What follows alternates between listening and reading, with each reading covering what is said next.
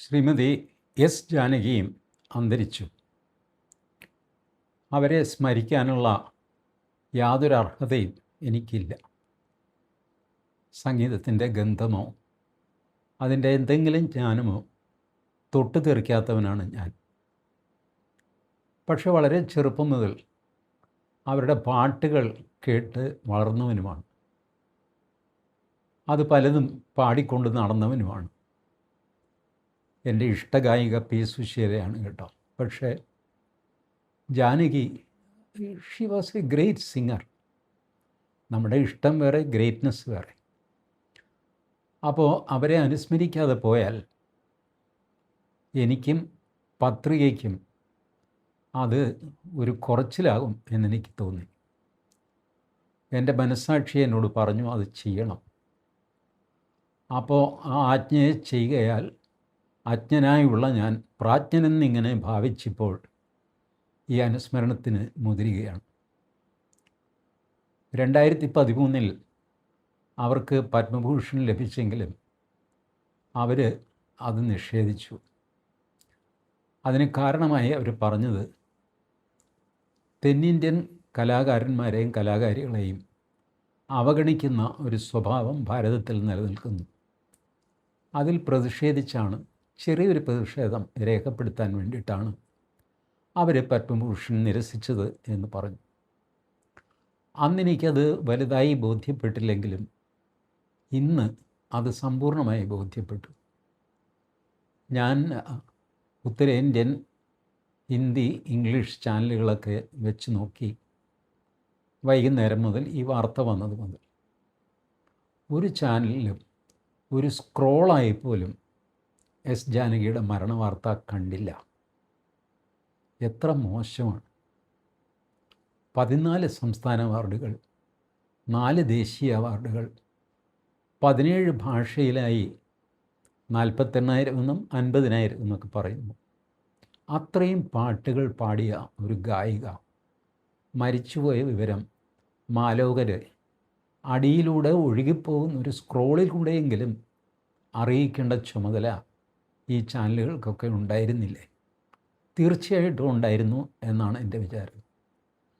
ഞാനൊരു 3-4 മണിക്കൂർ ഇടയ്ക്കിടയ്ക്ക് ഈ ചാനലുകൾ വെച്ച് നോക്കി. റിപ്പബ്ലിക്ക്, NDTV, ന്യൂസ് എക്സ്, അതുപോലെ പല ചാനലുകൾ ഞാൻ കണ്ടില്ല. എനിക്ക് വളരെ ദുഃഖവും പ്രതിഷേധവും തോന്നി. ഞാൻ ഒരു ദക്ഷിണേന്ത്യൻ, ഉത്തരേന്ത്യൻ വിഭജനവാദിയൊന്നും അല്ല എന്നറിയാമല്ലോ. എന്നിട്ട് പോലും എനിക്ക് വല്ലാത്ത പ്രതിഷേധം തോന്നി. ഇങ്ങനെയൊന്നും ചെയ്യരുത്, ഇതൊന്നും ശരിയല്ല. അത് ഈ വാർത്ത അവരറിയാഞ്ഞിട്ടല്ല, എസ് ജാനകി ആരാണെന്ന് അവർക്ക് അറിഞ്ഞുകൂടാഞ്ഞിട്ടുമല്ല. അത്രയൊക്കെ മതി എന്ന് വിചാരിച്ചിട്ടാണ് എന്ന് ഞാൻ കരുതുന്നു. വേറെ ഞാൻ എന്ത് പറയാനാണ്? എസ് ജാനകി എന്ന ഗായിക നമ്മുടെ ട്രഡീഷണൽ രീതിയിൽ കർണാടക സംഗീത കച്ചേരി നടത്തിയവരല്ല. അവർ ഒരു നാഗസ്വര വിദ്വാൻ്റെ കീഴിൽ കുറച്ചു കാലം കർണാടക സംഗീതം അഭ്യസിച്ചിരുന്നു എന്നുള്ളത് ശരിയാണ്.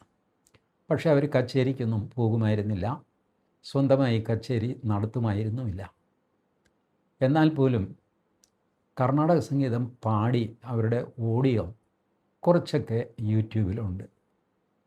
അതിൽ മനോഹരമായിട്ട് പാടിയ ഒരു കീർത്തനമാണ് വാതാപി ഗണപതിയും. അത് നാഗസ്വരവും തകലുമാണ് അതിനകമ്പടി, വയലിനും മൃദംഗവുമല്ല. കേൾക്കേണ്ടതാണ്. എസ് ജാനകി വാതാപി ഗണപതിയും എന്ന് സെർച്ച് ചെയ്താൽ യൂട്യൂബിൽ നിങ്ങൾക്കത് കേൾക്കാം. വീഡിയോ ഇല്ല, ഓഡിയോയാണ്. പക്ഷേ അതിമനോഹരമായിട്ട് പാടിയിരിക്കുന്നു. അതിൽ വലിയ രാഗവിസ്താരമൊന്നുമില്ല കേട്ടോ, അത്യാവശ്യം കുറച്ച് ഉണ്ട് താനും. അങ്ങനെ കർണാടക സംഗീതം അവർക്ക് അപ്രാപ്യമായ സാധനമൊന്നും ആയിരുന്നില്ല. പക്ഷെ അവരറിയപ്പെട്ടത്, അവർ വിജയമുദ്ര പതിപ്പിച്ചത് സിനിമാ ഗാനങ്ങളിലായിരുന്നു. എത്രയോ പാട്ടുകൾ മലയാളത്തിൽ എടുത്തു പറയാൻ തുടങ്ങിക്കഴിഞ്ഞാൽ എണ്ണിയാൽ തീരാത്ത പാട്ടുകളാണ്. പക്ഷേ എനിക്ക് പെട്ടെന്ന് ഓർമ്മ വരുന്നത് ഒരു കോമ്പിനേഷനാണല്ലോ സിനിമാ പാട്ടിൻ്റെ വിജയം. പാട്ടുകാരൻ്റെയോ പാട്ടുകാരിയുടെയോ മാത്രം വിജയമല്ല. അതിൻ്റെ വരികൾ, സംഗീതം, പിന്നെ പാടുന്നയാൾ, ഇത് മൂന്നും ചേർന്ന്, പലപ്പോഴും പശ്ചാത്തല സംഗീതവും കൂടെ ചേർന്നാണ് ഒരു പാട്ട് നമുക്ക് ഹൃദ്യമാകുന്നത്. അങ്ങനെ ഞാൻ നോക്കുമ്പോൾ പി ഭാസ്കരൻ്റെ വരികൾ, കെ രാഘവൻ്റെ സംഗീതം, എസ് ജാനകിയുടെ ശബ്ദം, ഇത് മൂന്നും ചേർന്നാൽ തനി മലയാളം പാട്ടാവും. അതിലൊന്നാണ് മഞ്ഞണി പൂനിലാവ് പേരാറ്റിൻ കടവിങ്കൽ മഞ്ഞളരച്ച് വെച്ച് നീരാടുമ്പോൾ. നിങ്ങളെല്ലാം കേട്ട പാട്ടായിരിക്കും. ഇത്രയധികം മലയാളത്വം തുളുമ്പുന്ന പാട്ടുകൾ വളരെ കുറവാണ്. ഉണ്ട്, ഇല്ലെന്നല്ല, കുറവാണ്. അതുപോലെ ഒന്നാണ് തിരുവേഗപ്പുറയുള്ള ഭഗവാനൊരു നാൾ ഗൗരി എന്നൊരു തീയ കിനാവ് കണ്ടു എന്ന പാട്ട്. അതും ഇവരുടെ കോമ്പിനേഷൻ തന്നെയാണ്. മഞ്ഞണി പൂനിലാവിൽ ഒരു പ്രത്യേകതയും കൂടിയുണ്ട്. താന്നിയൂരമ്പലത്തിൽ കഴകക്കാരനെ പോലെ താമരമാലയുമായി ചിങ്ങമെത്തുമ്പോൾ എന്ന വരികൾ പി ഭാസ്കരൻ അതിലെഴുതിയിട്ടുണ്ട്. അപ്പോൾ അന്ന് പലരും കൗതുകത്തോടെ ഈ താന്നിയൂരെവിടെയാ എന്നന്വേഷിച്ചു. എവിടെ ഈ താന്നിയൂരമ്പലം? താന്നിയൂർ എന്ന് പറഞ്ഞൊരു സ്ഥലം കാണുന്നില്ല. താന്നിയൂർ എവിടെയാണ് എന്ന് നിങ്ങൾക്കാർക്കെങ്കിലും അറിയാമോ? ഇപ്പോൾ എല്ലാവരും ഗൂഗിൾ എടുത്ത് നോക്കും താന്നിയൂർ. അതിൽ താനൂരും തവനൂരും ഒക്കെ കാണും. അതിൻ്റെ ഒരു വകഭേദമാണ് താന്നിയൂർ എന്നൊക്കെ തർക്കിക്കാൻ തോന്നും. ഇതൊന്നുമല്ല. ഈ അന്വേഷണം മുറുകി കഴിഞ്ഞപ്പോൾ MT വാസുദേവൻ നായർ ഭാസ്കരൻ മാഷിനോട് ചോദിച്ചു, അതേ എവിടെ ഈ താന്നിയൂർ? ഭാസ്കരൻ മാഷ് പറഞ്ഞു, താന്നിയൂർ കേരളത്തിലെ ഒരു ഗ്രാമമാണെന്ന് വാസുവിന് തോന്നിയോ? ഉവ്വ് തോന്നി, അതല്ലേ ഞാൻ അന്വേഷിക്കുന്നത്. അപ്പോൾ വാസുവിൻ്റെ തോന്നലിലാണ് ആ ഗ്രാമം.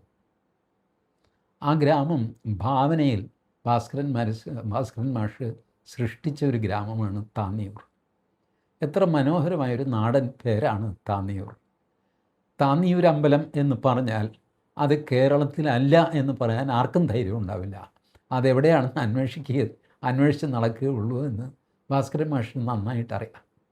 അത്രയധികം മലയാളിത്തം, കേരളത്വം നിറഞ്ഞ പാട്ടുകളായിരുന്നു ഭാസ്കരൻ മാഷ് എഴുതിയതും എസ് ജാനകി പാടിയതും കെ രാഘവൻ സംഗീതം കൊടുത്തതും.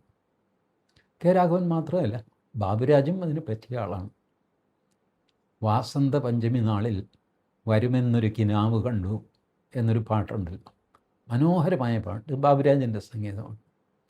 ഭാസ്കരൻ മാഷിൻ്റെ വരികളാണ് എസ് ജാനകി പാടിയത്. ഈ പാട്ടുകളൊക്കെ പാടി അനശ്വരമാക്കിയത് ഞാൻ പറഞ്ഞില്ലേ, അതിൻ്റെ വരികൾ, അതിൻ്റെ സംഗീതം, അതിൻ്റെ ശബ്ദം, അതിൻ്റെ പശ്ചാത്തല സംഗീതം, ഇതെല്ലാം ചേർന്നാണ് മനുഷ്യ മനസ്സിൽ ഇത് എവർലാസ്റ്റിംഗ് ഇംപ്രഷൻ ഉണ്ടാക്കുന്നത്. അങ്ങനെ ഇംപ്രഷൻ ഉണ്ടാക്കിയ എക്കാലത്തെയും വലിയൊരു ഗായികയാണ് എസ് ജാനകി. മലയാള ഗാനശാഖയ്ക്ക് അവരെ ഒരിക്കലും മറക്കാൻ കഴിയും എന്നെനിക്ക് തോന്നുന്നില്ല. അത്ര വലിയ സംഭാവനകളാണ് അവർ നൽകിയത്. പക്ഷേ അവരുടെ ഫോട്ടോ മനസ്സിലോർക്കുമ്പോൾ നിലാവിൻ്റെ നീലഭസ്മക്കുറിയുമായിട്ട് നിൽക്കുന്ന ഒരു സ്ത്രീ ആയിട്ടാണ് എൻ്റെ മനസ്സിലെപ്പോഴും. അവർ നിറമുള്ള വസ്ത്രങ്ങളൊക്കെ ധരിച്ച് ചുവന്ന വലിയ പൊട്ടുമായിട്ടൊക്കെ നിൽക്കുന്ന പഴയ ഫോട്ടോയുണ്ട്. പക്ഷേ ഭർത്താവ് മരിച്ചതിന് ശേഷമാണെന്ന് തോന്നുന്നു ആ അമ്മ ഒരിക്കലും ഈ നിറമുള്ള ചുവന്ന പൊട്ട് തൊട്ടിട്ടില്ല. പഴയ ട്രഡീഷണൽ സ്റ്റൈലിൽ ഭസ്മക്കുറിയിലേക്ക് അവർ മാറി. ചിലപ്പോൾ ഒരു ഭസ്മക്കുറി, ചിലപ്പോൾ 3 ഭസ്മക്കുറി, ചിലപ്പോൾ ഒരു ഭസ്മക്കുറി, ഒരു ചന്ദനക്കുറി. അങ്ങനെ അവരെ വിവരിക്കാൻ എനിക്ക് വയലാറിനെ കൂട്ടുപിടിക്കേണ്ടി വരുന്നു. ആ പാട്ട് പാടിയത് എൻ്റെ ഫേവറേറ്റ് ഗായികയായ പി സുശീലയുമാണ്. അതിൻ്റെ ആദ്യത്തെ വരികൾ ലക്ഷണം കെട്ടതായതിനാൽ അത് ഞാൻ ഓർക്കുന്നില്ല, മനഃപൂർവ്വം മാറ്റിവെക്കുന്നു. വെള്ളോട്ട് വളകളൂരി ഒരു വെള്ളപ്പുടവയും ചുറ്റി തൂമിഴിനീരണിയും തുളസിക്കതിർ പോലെ എന്ന വരികൾ ചേർന്ന പാട്ട്. അതിൻ്റെ തുടക്കം നിങ്ങളുടെ കൂട്ടത്തിൽ അറിയാവുന്നവർക്കറിയാം. അത് മനഃപൂർവ്വമാണ് ഞാൻ പാടാത്തത്. ആകാശക്കുടക്കീഴെ നീ തപസ്സിരിക്കുകയോ, വെള്ളോട്ട് വളകരുകി ഒരു വെള്ളപ്പുടവയും ചുറ്റി തൂമിയെഴുന്നീരണിയും തുളസിക്കതിർ പോലെ നിൽക്കുന്ന ജാനകിയമ്മ. എത്ര മനോഹരമായ ഒരു ചിത്രം, എത്ര മനോഹരമായ ഒരു പാട്ട്. കൂടുതൽ എന്ത് പറയാൻ. അവർക്ക് നന്മകൾ വരട്ടെ എന്ന് മാത്രം പ്രാർത്ഥിക്കുന്നു. Thank you.